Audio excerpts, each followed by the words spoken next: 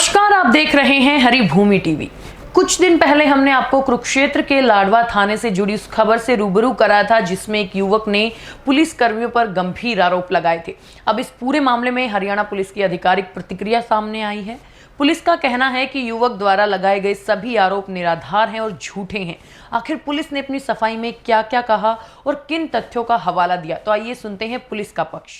सभी को पता है कि पुलिस स्टेशन लाडवा के अंदर एक शिकायतकर्ता द्वारा कुछ पुलिस कर्मचारियों पर आरोप लगाए गए थे कि वो बोन कैंसर पेशेंट होते हुए उसके साथ मारपीट की गई तथा उसके साथ कुकर्म किया गया।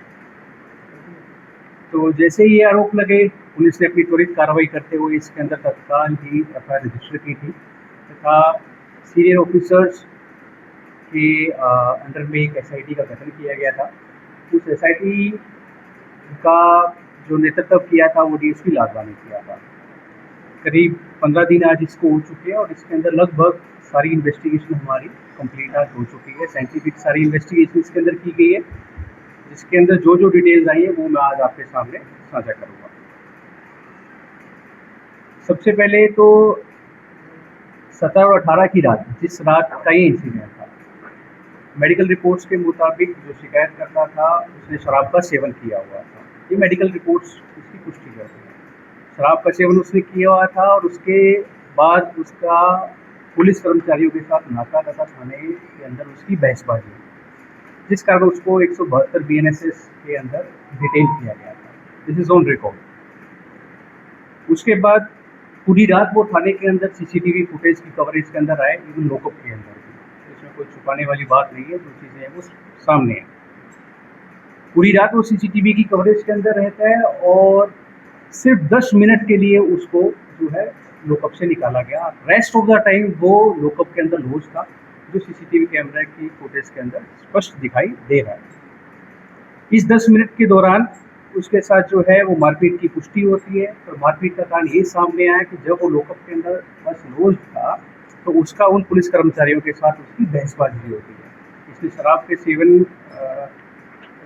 का सेवन किया हुआ था, तो इसने उनको कुछ उल्टा बोला, जिस कारण उन्होंने उत्तेजित होकर इसके साथ मारपीट की। अब आते हैं हम उन आरोपों की ओर जो इस केस को थोड़ा इन अपराधों को थोड़ा संगीन बनाते हैं। सबसे पहले ये था कि बोन कैंसर पेशेंट के साथ कुकर्म हुआ, ब्लीडिंग हुई, जिसे आप लोगों ने बिना कोई पुष्टि हुए आप लोगों ने सभी को उठाया था। मैं आपको बताता हूँ, इसके अंदर कोई बोन कैंसर का पेशेंट वो नहीं था। उस व्यक्ति को कई बार हमने डॉक्यूमेंट दिए, पीजे से भी वेरीफाई किया, वो बोन कैंसर का पेशेंट नहीं है। फर्स्ट, कोई उसकी कीमोथेरेपी नहीं हुई है। सेकंड, उसके बाद जहाँ तक कुकर्म की बात थी तो उसमें हमने सभी इसकी डीएनए रिपोर्ट्स, जितने स्वैब्स थे, जितने कपड़े थे, सबकी करवाई गई। कहीं भी किसी कुकर्म की पुष्टि नहीं हुई। फिर भी आप लोगों की तसल्ली के लिए कि आप लोग ये ना कह दो कि इसमें कुछ चेंज किया गया, वो किया गया, हमने सभी आरोपियों का लाई डिटेक्शन टेस्ट भी करवाया। उस लाई डिटेक्शन टेस्ट के अंदर सभी आरोपी सच पाए गए और उन्होंने कोई कुकर्म नहीं किया। मुद्दई को भी हमने ऑफर किया कि आप अपना लाई डिटेक्शन टेस्ट करवाइए, उन्होंने इसके लिए मना किया। जहाँ तक मेडिकल की बात थी, मेडिकल हमने इसके अंदर बोर्ड द्वारा इसका मेडिकल करवाया गया था और स्टार्टिंग में आपको भी बताया कि उस व्यक्ति ने बोर्ड द्वारा मेडिकल करवाने से मना किया था। इसके बाद उसको फिर भी हमने, क्योंकि ताकि सच का सच और झूठ का झूठ सामने आ सके, हमने बोर्ड द्वारा ही उसका मेडिकल करवाया था। अब बात आती है उसकी ब्लीडिंग की। रात के समय उसके साथ कोई ब्लीडिंग नहीं हुई है। थाने के अंदर जिन जिन जगह पर वो व्यक्ति लॉज रहा, चाहे वो लॉकअप था, चाहे वो कमरा था, चाहे उसके कपड़े थे, वाइट कलर की उसने पैंट्स पहनी हुई थी, तो कहीं उसमें ब्लीडिंग ना दिख रही है, ना किसी और जितने भी कमरों के फर्श के स्वैब्स लिए गए, कहीं भी उसकी ब्लीडिंग नहीं आई है। जो सुबह उसकी ब्लीडिंग आई है और जो इंजरीज उसकी दिख रही है वो उसके क्रोनिक एनल फिशर्स, ठीक है, वो उसको पहले से ही एनल फिशर्स थे और उनमें उसकी सुबह ब्लीडिंग जो है और उसका कारण कॉन्स्टिपेशन, हेमोरॉइड्स ये है जो डॉक्टर्स ने बताया है, ठीक है। और उसके अलावा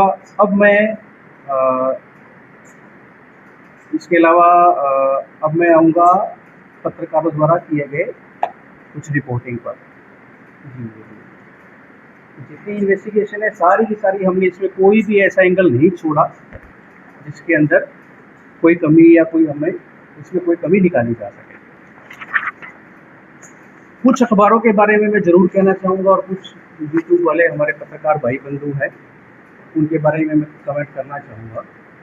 आप लोगों ने बिना कोई पुष्टि किए हुए आपने हर जगह लिखा कि थाने के अंदर किया गया कुकर्म, ठीक है। मैं आप लोगों से सवाल पूछता हूँ, ये आरोप यदि आपके ऊपर लगे होते तो आप हमसे क्या उम्मीद करते हैं कि हम आपको यही कहकर संबोधित करें? ये सबसे पहले मैं दैनिक जागरण की कहना चाहूँगा, थाने में कैंसरग्रस्त युवक से 2 एएसआई व होमगार्ड ने किया कुकर्म।